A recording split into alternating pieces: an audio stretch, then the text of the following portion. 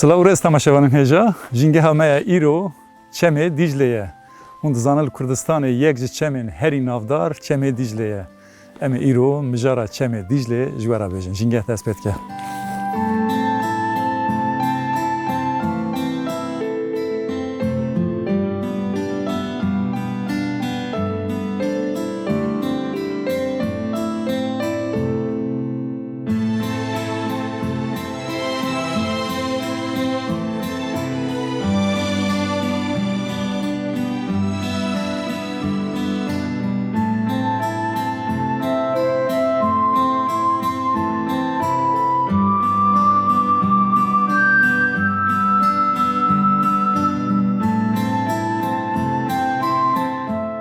Gelek bernameyan da min behsa kevra kirs kiriye, kevra kirs xels kir, her wiha kevra ku kirêc tê çêkirin. Li Kurdistanê ev kevir hema li her çiya, li her derê meriv rastê wê tê. Di heman demê da ev kevra ku mijara me ye wekî heriya dimsê jî tê bikarin. Di demsalê payîzan da dema ku dimsê çê dikin, bi taybet ciyên wisa diçin dikolin, hem kevir, ew kevir jî dibe wekî axê, dibe wekî mûx, dibe wekî ard û dikin nava şîrê gava dikelînin ji ber ku dims kalîte derkevî. Ev kevir jî niha vî zinarê ku elberim ev e bifikirin li vir bi çawayî hemî ev ê dibe. Gava di dest davê jî tê xwarê wekî palê defterê bifikirin, kevire lê bi destan jî hûr dibe. Lewra jî jêra Tirk dibêjin kirêç taşî, bi Kurdî jî em jêra dibêjin kevira kir, kirs, qels li gora herêman diguhere nav. Êca ciyê ku ev kevir hebe, ew kevra ku dihele dibe wekî ard, li erdê ji bo ew calûwekê jêra dibêje bocî kemîn datîne. Kunê wisan picûk ji xwe re çê dike, xwe dike bin axê, dema ku kirmorî yan kêzikekî yan mêşekî biçe ser qeraxê wê û bikeve dafika ew bocî wekî kemînê hêlîn çê dike. Wisan li ciyên ku heriya wî bêtir hûr be. Li vê derê jî li ciyê ku niha ez behsa kevra kir û vê mijarê dikim, li vir jî ew tişt li ber çave gelek heye. Li vir niha ciyê ku ez lê me jî ji ber ku ez zêde tev bigerim hêlîna wan ev ê xira bibe, ji ber wî jî ez sabît mixwest bisekinim. Di heman demê de li ciyê wisa bi taybet çûkên ku wekî bilbil em wan pênase dikin, li van derena gelek bicî dibe, ji ber ku bilbil bêtir ji ciyê wisa hes dike. Hêlînê xwe jî li van derana çê dike. Her wiha hecokên zinarî hene, ew jî li van derana mesela hêlînê xwe çê dikin. Hêlînê wan jî ji çamûrê ne, ji ceblê ne, axê ne, axa ku ام بيجي وكي شلبه لجي وسا بزنار بقرقزه وسا بوی رنگیر و چه دکن وکی اف گیهانکین کو تدا در هاتنه بوی ره بازی وسان د زناران دا چه دکن همان دمه دالوان درانا gelek frendên dijî hene yên wekî teyran cûreyên teyran hene wekî em bêjin rêgeha zerzûran e ku li hin deveran ji bo zerzûran ez bawer dikim navekî dijî tê bikar anîn.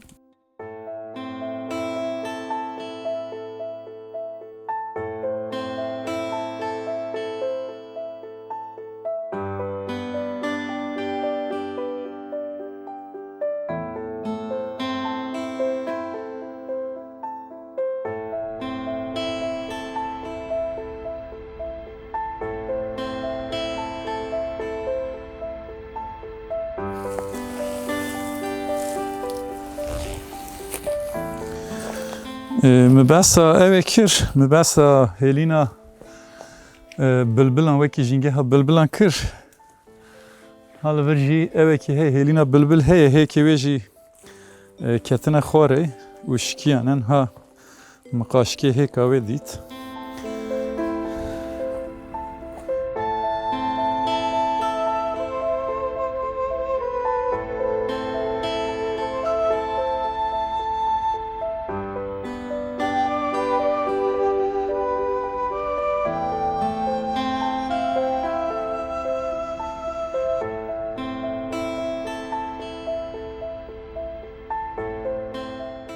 Kevra kir ji bo kolanê jî gelek me got ya guncan e ji ber wê jî bi taybet di demsalên berê de medeniyetên wekî hûriyan ku zinaran kolan e û lê bi cîbûne wekî jîngeh bikar anîne li vê derê jî şikeftên xwezayî hene wekî ev şikefta ku niha ez tê da me gelek mezin e yani meriv dikare bêje bi qasî 100 metrekare heye 100 metrekare belkî mezin zêdetir e jî êca li vir desthilatan çi kirine xwestine vê derî wekî modern bikin mesela li vir binêrin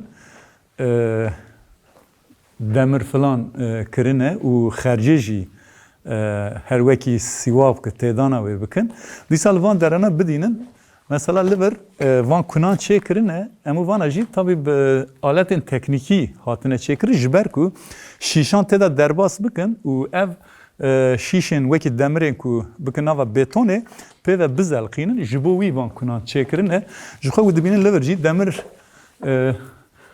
pêve zeliqandine û sîwaxa wî kirine êca kevra kir wisan kevrekî xweparast ye ku li hember van pêkateyên bi vî rengî ew kevir xwe diparêze çünkü ew kevra kir dema ku em bêjin xercekî wisan bê lêxistin ew xerc xwe berdide çima ji ber ku dipişirife yani ew kevra kir wekî çawa me got kevra kirêcî ye ji ber wê jî ew kevir berdide ji xwe li vir jî êca ew ê kirine li vir bi wê rêbazê nekirin li vir beton rêtine wekî perdê beton rêtine tabii van destdirêjiyên wisayê li ser xwezayê bi rastî jî meriv xemgîn dikin ev der ciyekî xwezayî ye li vir bi pêkateyekî xwezayî bi milyon salan berê şikil teşeyekî wisa girtiye lê însan desthilat tên van derana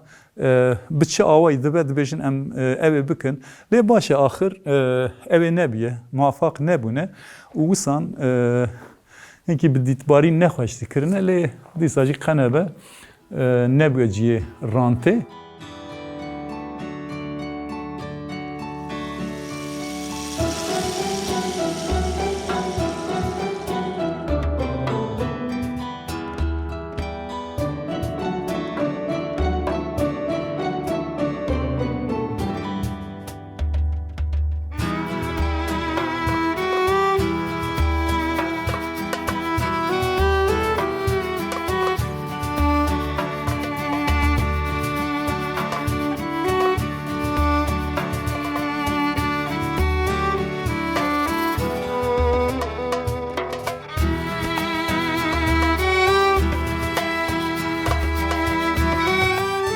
نهاجی کو املینه هرما گند سلمانه اف در لسر نافچه گلیه آمده tabi çeme Dicle tenet gele da derbas nabe gelek revitiye ki dudrej dike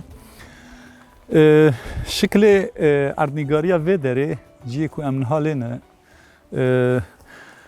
çeme Dicle şekleki ve ki tipa C girtiye usan teşe ki hoş daya xwazaya ve deri tabi li ser çem gelek destdirejîzî çêbûne di demên derê da wekî bendav û filan hatine çêkirin çend bendav li ser hatine çêkirin em ê behsa wan jî bikin erdnîgarî bi tevahî vê derê yanî taybet ser ev jîngeha vê derê re dibêjim bi awayekî wekî vadî wekî gelî pêna sevkî wekî kanyonê gelek şikil hatiye girtin di heman demê da balkêşiyekî di jî heye qeraxê çem bi tevahî dar û berin yanî meriv dema bi dîtbarî dinêre dibêjî qey şikilekî wisa bi pênûsê hatiye xêzkirin dar hatine derhatine hemû ji darê xwezayî darê çinaran in ku darê çinarê jî darekî Kurdistanî ye darekî di nav xwezayê de dara ku herî zêde temenê wê dirêj dara çinarê ye teşekî wisa balkêş girtiye tenê av û dar xuya dikin Eca me behsa kevra vê derê kiribû kevra vê derê kevra kire tabi em karibêjin yanî şiklê aliyê gundê Selmanê hema bi tevahî kevra wî kevra kirêcê kevra kire lê li aliyê jêr li van derana hinkî kevir her çi qasa diçe kevir hişk dibe yani kevir nêr dibe êdî berebere dema diçe hettanî nêzê Amedê aliyê karazê wan derana mesela kevir bêtir kevra mermerî êdî derkî çünkü li wan derana mermer jî tê çêkirin lê li vir bêtir wekî me got kevra kirse erdnîgariya wî jî bi çal û kurtik û hemû bi geliyan bi dorpêçandiye bi awayekî bi heybet meriv dema li ser zinar û çiyayên vê derê li çemê Dîclê binêre bi wek dîtbariya teyrekî bi rastî jî dîmenekî gelek hêja ku hîsiyatekî gelek baş li ser mirova çê bike jî meriv dibîne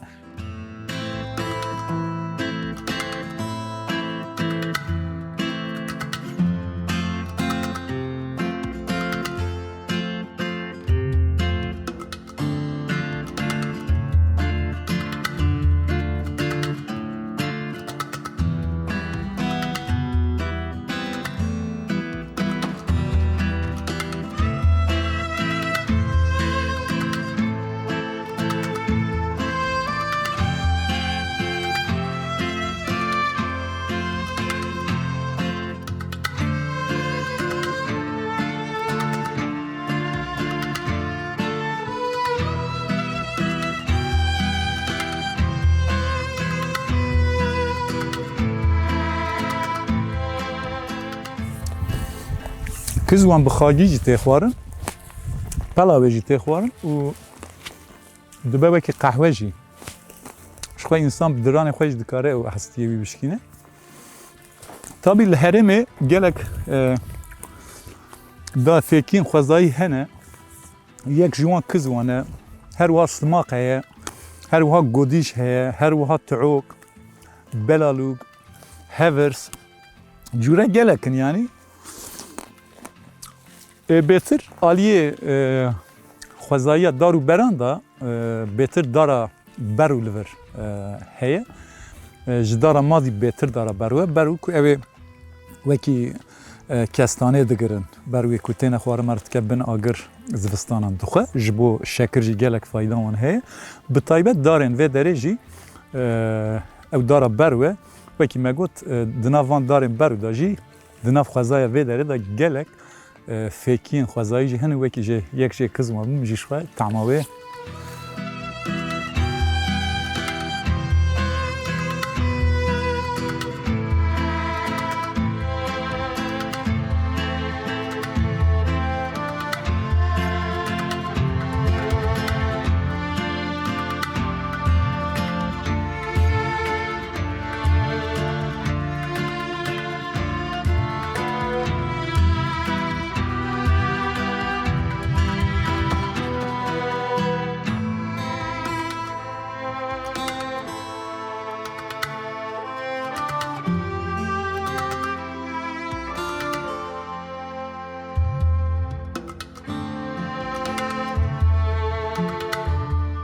Ev derniha Qeraxê Çemê Dîcleyê li pişt min darê çinaran, hemû darê çinaran.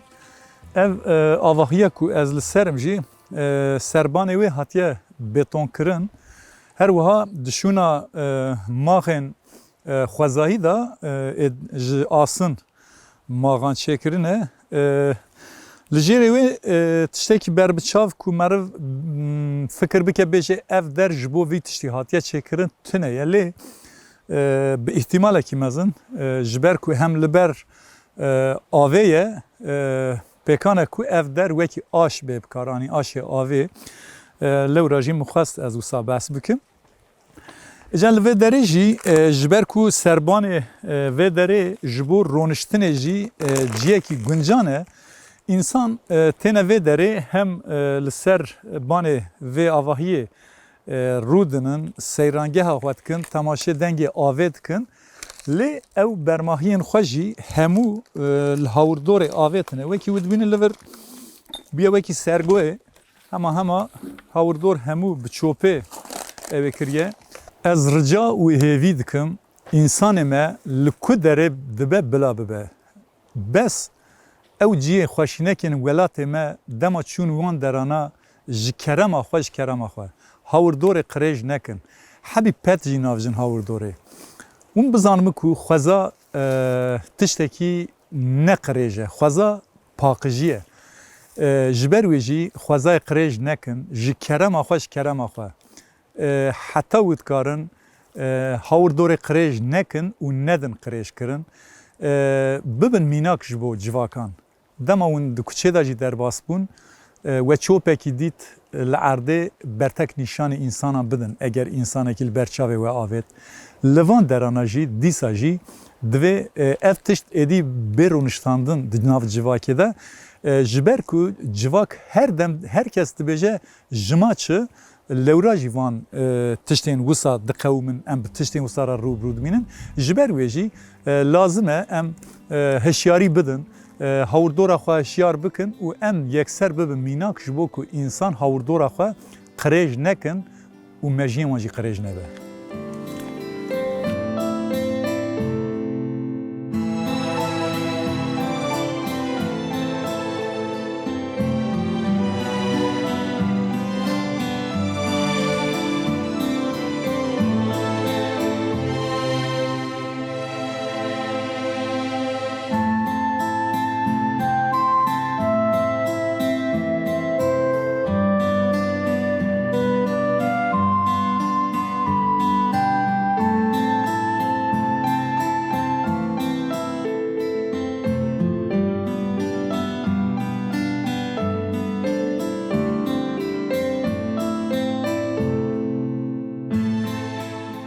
Niha ez hatim ber Çemê Dîclê.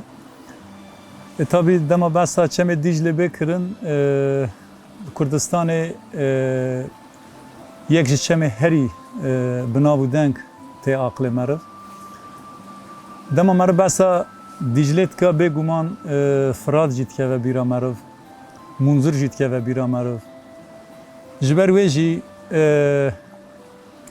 rêwîtiyekê dûdirêj dike Çemê Dîclê. Tabii rûbarokên picûk ên ku ji çiyayên hawirdorê diherikin Çemê Dîclê çê dikin ez dixwazim hinkî behsa wan bikim. Yek ji serçaviya Çemê Dîclê Çemê Birxleynê ye ku ew dikeve rojhilatê Licê û navbera Licê û Hênê de ye. Her wiha sê goşeya Licê Hênî û dara Hênê de ye. Dîsa yek ji serçaviya Çemê Dîclê Çemê Madenê ye ku ew jî dikeve nav sînorê Xarpêtê. Dîsa ji hêla aliyê navçeya Miyarona Xarpêtê yek jêderka Çemê Dîclê ji wê derê tê. Dîsa Çemê Amînî heye ew jî dîsan ji çiyayên Alî Pîronê dertê. Evana hemû şaxên Çemê Dîclê ne ku Çemê Dîclê çê dikin.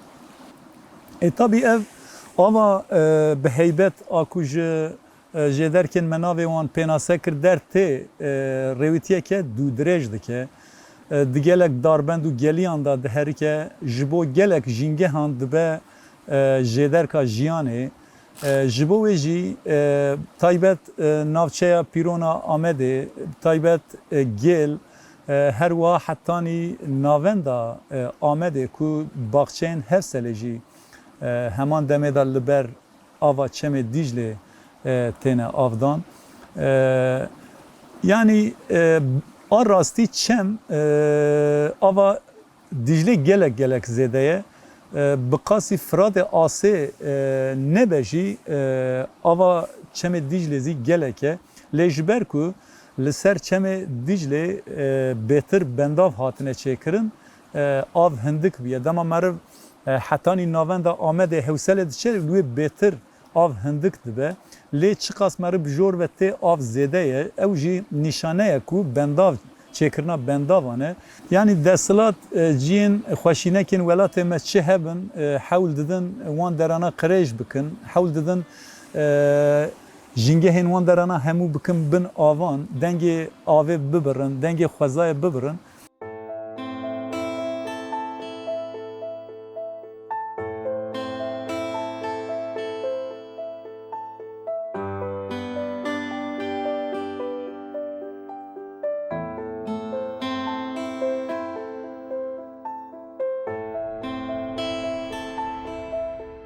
Van derana birastî ji bo jiyanê ciyên belkî herî xweşin. Lê dema pêşî li avên bi vî rengî bêgirtin, bendav bêne çêkirin ji bo berjewendiyên xwe. Ew hem di ailiyê dîtbarî da xwezayê nexweş dike û hem jî zirarê dide xwezayê, zirarê dide firindeyên nava xwezayê, ajalên nava xwezayê. Wekî و dizanim masî bêtir di ava herikbar da dijîn. Lê dema av pêşî lê bêgirtin ew bêtir masî jî xwe ji wê avê dûr dide. Çünkü avên sekan bên jî didin, qirêj jî dibin. Ji ber wî jî her dem avên herikbar başin. Wekî û dizanin yani ciyê ku av biherike û ava wê derê tê vexwarin jî. Lê ciyê ku av sekan be ew av nayê vexwarin. Dibe ku insan pê jehrî jî bibe.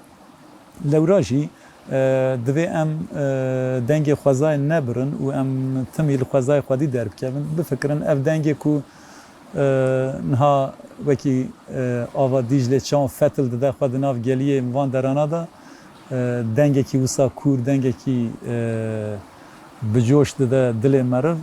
Ev deng bê rawestandin ew ê çi tesîrekî neyînî çêke. Ji bo wê jî lazim e em ji xwezayê xwe hes bikin, em xwezayê xwedî derbikevin. Di nav xwezayê da hêza herî zêde hêza avê û bayê ye. Lewra jî lazim e însanê ku bêne vê derê avjenî bikin, divê mijar da jî baldar bi. Taybet ji bo dê û bavan jî pêşniyarekî. Dema zarokên em bêjin di asta têgîştinê da bin 13-14 salên ew jî tabî dixwazin van aktivîtê wisa bikin lê ji kerema xwe zarokan jî hişyar bikin û em jî ji vir bangekî ji bo wan zarokan dikin eger me temaşe dike hebin. Dema hûn hatin ciyên wisa zêde av herikbar be ji kerema xwe zêde neçin alî nava avê de çünkü av mümkün e ku we bi xwe re bibe jî. Ji bo wê jî bêtir ciyê qeraxên avê, ciyê ku av sekan be, ji xwe ciyê ku çemin li qeraxan av hin ciyana gol çê dibin, gol picûk. Ji bo wê ew ciyê sekan însan xwe bike avê hênik bike çêtir e ne hewce ye yani însan avjenî jî bike. Bi taybet ji bo dayîk û bavan jî wekî me bangewazî kir ji kerema xwe zarokan jî hişyar bikin divê mijarê de.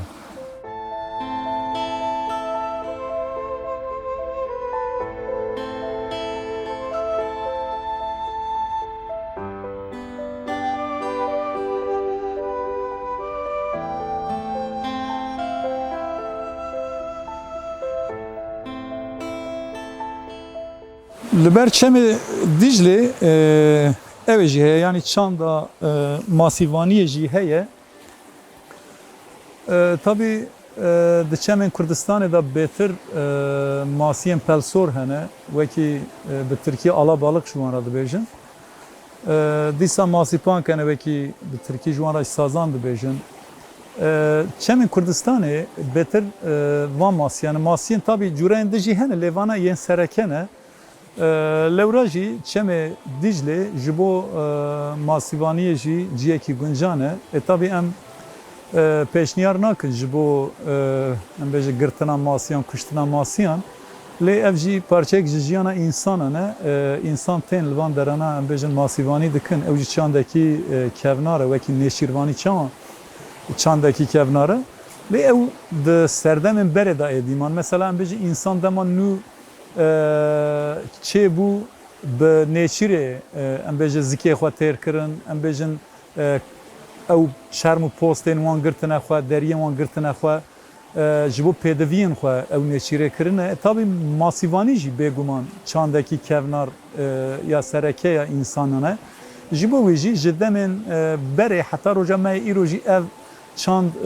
hatiye domandin derdikevin nav xwezayê di demsalên zivistanan da metrekî 2 metre berfan da derdikevin dikeve du hebî keroş dikeve du hebî qijik hebî kew yani ev net tiştek karê mirovahiyê ye masîvanî jî yani perçeyekî ji wê çandê ye yani însan tê dibe ku jiyana xwe bike xeterê jî ji bo girtina masiyekî li ber çemên wisa bi heybet masîvanî tê kirin di heman demê de li hin jiyan wekî dinamît filan jî diteqînin di avan da bêguman ev komkujî ye ev wehşetekî ye hovaneye jî divê însanê me dema ke nav xwezayê yan em bêjin çû ber çemekî masiyekî jî bigire ê têra xwarina wî bike hewce nake em bêjin masiyê golê yan masiyê çem hemû bikuşe ev tiştên aliyê nêçîr û masîvaniyê de jî heman tişte yani em bêjin masiyê ku di avê de dijî însanan wan xwedî nekiriye yêm nedaye wan xwarin nedaye wan ew ji xwe di nav xwezayê dane di nav avê de jîngeha wan av e lê însan diçe di bin avê de jî dikeve pêsîra masî dixwazin masiyan bigirin û bikuşin wehşetê çêkir ji bo wê jî yani em ji bo van tiştana jî ji însanan em rica hêvî dikin yani heqê masiyê jî heye bijî heqê gurî jî heye bijî heqê kevê jî heye bijî heqê beqan jî heye bijî heqê marî jî heye bijî ji bo wê jî divê em zêde li ser vê mijarê jî hev û dû hişyar bikin lazim e em mafê zindiyên nav xwezayê ji destê wan nestîne em nekevin heqê wan heqê wan jî heye di nav xwezayê de bijîn.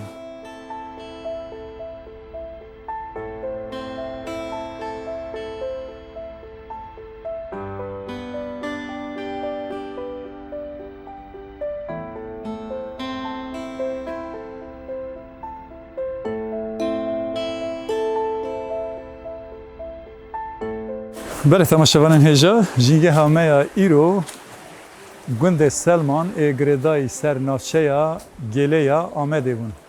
Mijara me jî çemê Diclê bûn. Me behsa çemê Diclê û taybetmendiyên çemê Diclê ji we re kir. Her wiha me behsa hawirdora çemê Diclê û xweşînekên xwezaya vê derê kir. Em bawer dike bernameyê me çêkir kêrî we jî hat. Em ê hewl bidin hefta bê li jîngehekî din dîsa derkevin pêşberî we. Heta wê demê hayîş bab. Silav û rês.